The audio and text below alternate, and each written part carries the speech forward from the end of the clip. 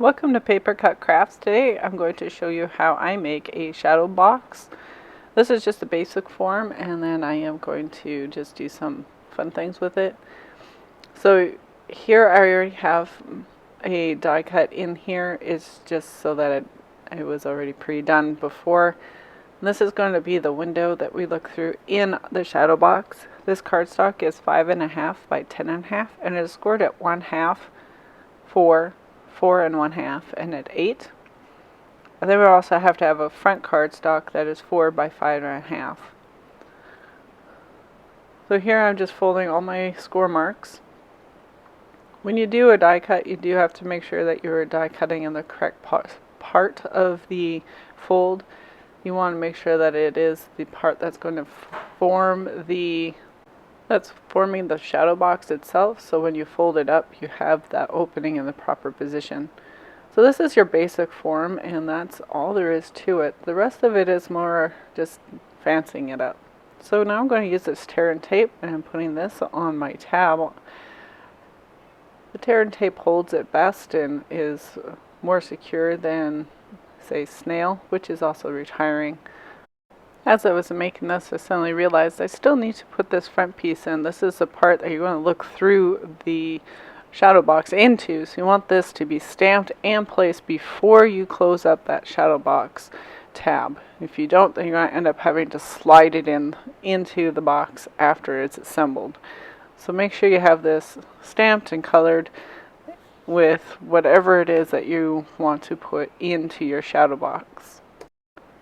Once you have all that colored and stamped just the way you want it, now you go ahead and attach that to that center piece in between your two score marks.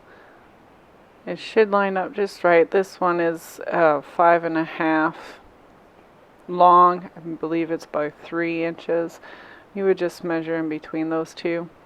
And then just fold that all shut and make sure that edge lines up with the score mark, and it should just fold right over. I think my score mark was a little bit off because it didn't quite fold completely flat. So this is your shadow box and the effect.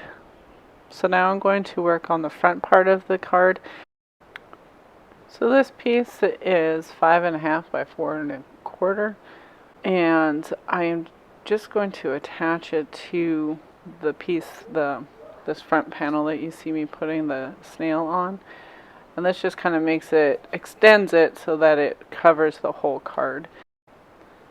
I'm just going to attach that right to the front, flatten that all down. My intention was to use this border frame, but it did not quite have the look or the effect that I had anticipated, so I decided to use something else. I decided that I was going to stamp a border using the matching ink for the card. And this is part of the same set that the flowers were in. And I'm just going to stamp that all the way around the edge of the card.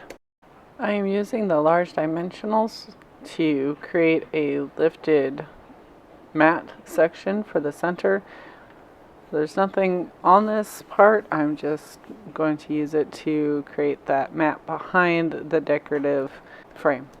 So this ornate die has some very intricate little pieces. I'm going to use the die brush just to get those little pieces that are still stuck in, all the little cuts. My next step is to stamp on this. I am going to use another one of the stamps from the same set in a matching ink color. I'm just going to stamp it right onto the cardstock, and I'm just going to leave it like this. This is a very simple look, but I feel that it goes very well with the style of this card. And how to attach it to the front, just with some snail. Nothing too fancy about that, just centering it onto the mat that I have raised already on the front, and I'm just eyeballing this nice and center. My next step is to add a piece of Whisper White to the inside. This is going to cover the break in between the two colors, and to also give me somewhere to write my sentiment. And again, I'm just attaching that with the snail. I'm going to line this exactly up to cover the entire inside, right up to the shadow box edge and around all the edges. Press it down nice and firmly, and there's your finished card.